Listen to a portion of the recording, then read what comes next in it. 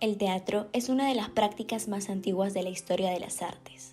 A continuación, nos enfocaremos en algunas perspectivas que se encuentran alrededor de esta práctica artística. En primer lugar, hay que entender que el teatro nace junto con la humanidad. Cuando el ser humano empieza a desarrollarse, comienza a existir el concepto de representación, de jugar a ser otros o jugar a convertir los objetos en otra cosa. En esa misma línea, algunos dicen que el teatro nace con el ritual, ya que no solo tiene como finalidad un efecto ligado al carácter sagrado o histórico de una comunidad que busca transmitir un mensaje, sino que también tiene como aspecto principal el entretenimiento y disfrute mismo de su realización. Antiguamente en la cultura griega, específicamente en el gobierno de Solón, en el siglo VI a.C., existían los poemas épicos, que relataban las hazañas de grandes héroes, en donde se presentaba la figura de un narrador como testigo de los acontecimientos expuestos y como aquel que determinaba la veracidad de las historias. A la par con el surgimiento de la democracia, se introduce un segundo personaje en los poemas épicos, que cuestiona los pensamientos que plantea el primer personaje. De esta manera, se sientan las bases del diálogo escénico, en el cual hay dos personajes que pueden tener puntos de vista contrarios siendo igualmente valorados. A partir de esto, se empiezan a desarrollar las tragedias y comedias griegas. Por ejemplo, Prometeo de Esquilo, Edipo rey de Sófocles, Misántropo de Menandro, Antígona de Sófocles, entre otros, que fueron el punto de partida del desarrollo teatral de Europa, el cual tiene repercusión importante en Occidente y por consecuencia también en nosotros hasta la actualidad. Sin embargo, el teatro no nace en Grecia, sino que es un tipo de teatro que ha influenciado a esa práctica en Occidente. Antes de que lleguen los españoles ya existían los temas de representación, tanto en el ritual como en el entretenimiento que no están desligados. Como se mencionó anteriormente, todo ritual tiene un entretenimiento y todo entretenimiento tiene un carácter ritual. Lo que había en el Perú eran los llamados taquis o taqui-oncoi. Según Chalina Vázquez, el taqui es el arte total, que es un espacio en donde se junta el teatro, la máscara, la danza, el baile y también lo visual, como en la confección de vestuarios, de objetos, etc. Estos taquis se llevaban a cabo en el Imperio Incaico y en otras culturas prehispánicas que realizaban danzas relacionadas con el sembrío y la cosecha, como también para contar historias, sucesos y mitos, celebrando así diversos acontecimientos rituales ligados a la vida social, natural y productiva. En este aspecto, el arte escénico, el teatro o la representación eran parte de la vida. De esta manera, podemos notar lo complejo de la expresión artística en la práctica del teatro. En ese sentido, el teatro sí estuvo presente antes de la llegada de los españoles, pero no era de la misma forma que en Europa. Cuando llegan los españoles, hay un encuentro entre estas manifestaciones que por un lado son reprimidas porque resultaban peligrosas. Por ejemplo, habían representaciones que glorificaban a los incas que no eran aceptadas, ya que iban en contra de las creencias de los conquistadores. Por otro lado, la Iglesia incorpora estas danzas y manifestaciones en sus propias prácticas rituales para atraer a los indígenas.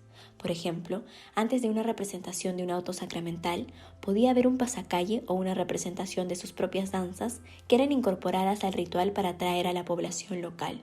De la misma manera, los pobladores insertaron sus propias manifestaciones en los rituales católicos, en donde generaron una fusión. Es por esta razón que han sobrevivido los taquis y otras manifestaciones de antes de la llegada de los españoles que se mantienen hasta hoy, lo que se conoce como sincretismo. Hoy en día encontramos danzas que podemos entender como parte de la teatralidad andina. Entre ellas podemos encontrar las que son de origen prehispánico, como los huacones de mito, colonial como la chonguinada y republicano como el auca chileno. En la actualidad, estas se siguen reinventando permanentemente para mantenerse vivas. En paralelo, hay toda una línea española y criolla del desarrollo de las artes escénicas. Se trae la zarzuela desde España, la cual ha sido una influencia importante tanto en el teatro como en la música. Por ejemplo, en La marinera limeña, muchos de los versos que se cantan hasta hoy provienen de la zarzuela. Por otro lado, se desarrolla la dramaturgia del teatro de costumbres. Entre algunos dramaturgos encontramos a Leonidas Yerodi, Manuel Asensio Segura, Felipe Pardo y Aliaga, entre otros. Poco a poco se empieza a generar una dramaturgia nacional criolla con los espectáculos que se montan en los edificios teatrales. En el mundo, cada país durante las últimas décadas ha venido desarrollando su propio teatro. Para el teatro occidental, un hito que ha marcado han sido los trabajos del ruso Konstantin Stanislavski, quien profundizó su trabajo en base al estudio del naturalismo y desarrolló un método de enseñanza y formación actoral que se mantiene vigente hasta hoy, y cuyos principios han sido aplicados en nuestro país. Stanislavski desarrolla un tema de organicidad en el teatro y de la búsqueda de la verdad en el actor, haciendo que éste incorpore al personaje y desarrolle un diálogo real, muy parecido a la cotidianeidad. Por otro lado, Meyerhold desarrolla conceptos de lo escénico muy ligados al circo, donde el cuerpo era mucho más codificado y había una relación estrecha con la música y el espacio, donde no había que imitar a la realidad. Él desarrolla el entrenamiento que se conoce como biomecánica. Asimismo, desde Francia, Antonin Artaud protestaba en contra del teatro frío europeo. Él se impactó con las danzas balinesas, su uso de máscaras y su codificación escénica.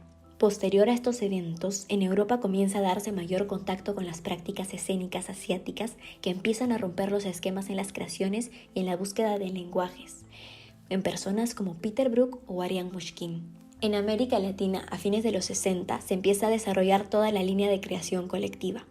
En Colombia, surge el Teatro Experimental de Cali, dirigido por Enrique Buenaventura, y el Teatro La Candelaria, dirigido por Santiago García, que fueron muy importantes para grupos como Yuyachkani. Yuyachkani es un grupo emblemático que va a cumplir 50 años de existencia y fue parte del movimiento de creación colectiva en la búsqueda de generar una dramaturgia nacional muy política en Latinoamérica y rompiendo con el imperialismo. Por otro lado, colectivos como el Grupo Cuatro Tablas tuvieron una mirada más experimental de investigación en el cuerpo y en el espacio, pero al mismo tiempo ha estado mirando mucho a las manifestaciones populares de los Andes del Perú. A partir de los ejemplos presentados, podemos ver que existen distintos tipos de teatro o distintas manifestaciones que coexisten. Por ejemplo, hoy en día podemos ver tanto una obra influenciada por el naturalismo propuesto por Stanislavski, como también podemos ver obras de corte más experimental, lo cual demuestra las variedades del teatro que existen.